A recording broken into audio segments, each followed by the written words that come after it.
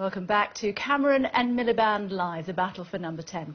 The Prime Minister has been interviewed by Jeremy Paxman, and now it's the turn of our studio audience to put their questions to him. So without further ado, Prime Minister, here we go. Let's start with Matthew Brown. Where are you, Matthew? There's Matthew. Let's have your question, Matthew. Prime Minister, what do you think are Ed Miliband's best qualities? Well, that's a tricky one to start with, but thank you, Matthew, for the question. Look, I think all of us who put ourselves forward all actually believe in serving the public, in trying to do the right thing.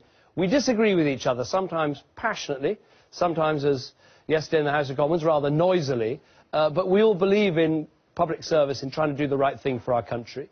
One thing I admire about Ed is that when we had to take difficult decisions about sending British forces in to help with others to try and defeat ISIL, the murderous death cult in Iraq, he stepped forward and said, yes, this is the right thing to do, David, let's do that together and vote together in the House of Commons, and I admired that. But you did call him weak and despicable, didn't you? We do sometimes in the House of Commons use phrases that perhaps afterwards we think perhaps was a bit over the top. I took my...